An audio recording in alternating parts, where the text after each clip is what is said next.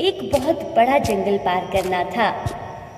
कितनी देर से चल रहा हूँ, ये जंगल तो खत्म ही नहीं हो रहा। ऐसा करता हूँ थोड़ी देर यहीं बैठकर आराम कर लेता हूँ। चंदन एक पेड़ के नीचे बैठ जाता है और साथ लाया हुआ खाना खाता है। तभी उसकी नजर साथ ही में उगी झाड़ियों में पड़ती है, जहाँ एक मिर्च का पौधा उगा हुआ था। देखो तो जरा, हम अपने खेतों में हरी मिर्च के पौधे उगाने के लिए कितनी मेहनत करते हैं, फिर भी वहाँ कभी जानवर उन्हें नष्ट कर देते हैं तो कभी ज़्यादा बारिश से वो गल जाते हैं। लेकिन देखो इसे, यहाँ इसकी कोई देखभाल भी नहीं करता, तब भी ये पौधा कितना अच्छा तैयार हो गया है। चंदन अपने साथ लाए हुए पानी में से थोड़ा सा पानी उस पौधे को डाल देता है।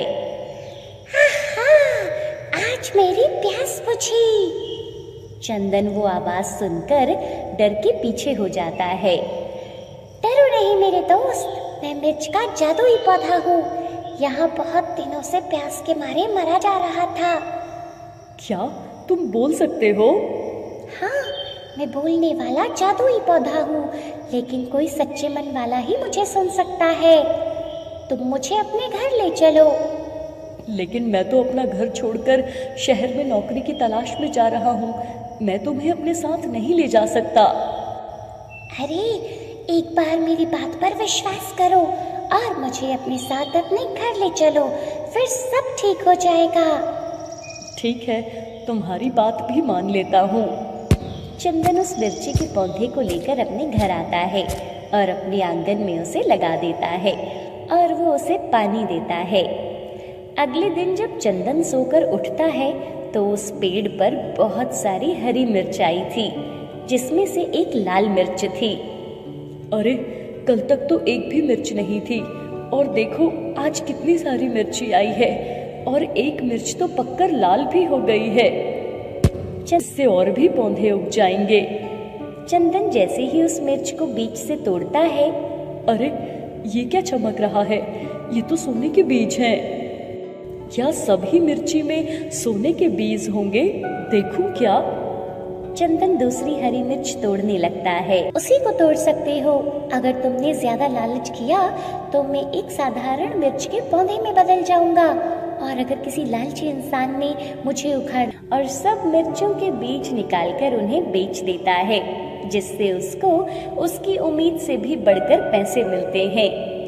चंदन उस पौधे को समय से पानी देता और उसकी खूब देखभाल करता था, जिससे उसमें और अच्छी मिर्च आती थी।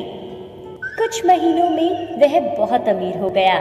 उसने बड़ा घर बना लिया और सुख सुविधा की सारी चीजें खरीद ली, और गांव में जमीनें भी खरीद ली, और अब वो गरीब लोगों की मदद किया करता था। गांव के लोग चंदन की बहुत प्रशंसा करते थे। ये बात गोविंद को बिल्कुल पसंद नहीं आती। एक दिन, अरे ये चंदन के हाथ न जाने कौन सा खजाना लगा है, जो दिनों दिन ये आखिर पैसे आ कहां से रहे हैं।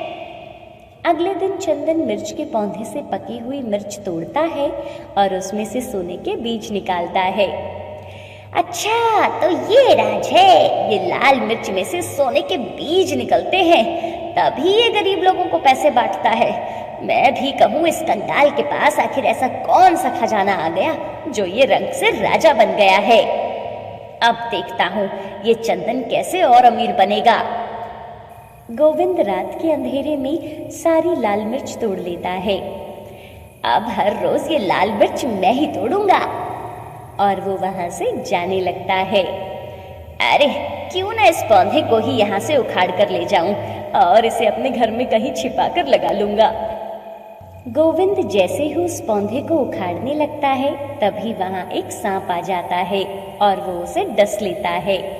जब सुबह चंदन उठता है तो वो देखता है कि वहां गोविंद मरा पड़ा था और उसका पूरा शरीर नीला पड़ा था, और वहां आसपास कुछ लाल मिर्चें गिरी थी।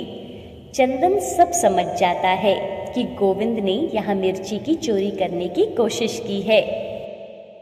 मेरे पास अब बहुत धन दौलत है, मैं नहीं चाहता ऐसे किसी की जान जाए। अरे इसमें तुम्हारी कोई गलती नहीं है। लोग अपनी लालच की वजह से अपना बुरा करते हैं, लेकिन तुम चाहते हो तो मेरी एक हरी मिर्च तोड़ लो, मैं एक साधारण पौधे में बदल जाऊंगा।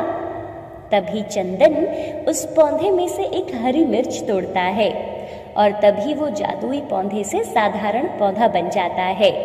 लेकिन अपनी लालच की वजह से गोविंद अपनी जान गंवा चुका था। कुछ समय के बाद चंदन उस पौधे की पकी हुई मिर्च से बीज निकालकर जमीन में बोता है और अपनी सारी जमीन पर मिर्च के पौधे लगाता है। चंदन का काम अब बहुत बढ़ गया था।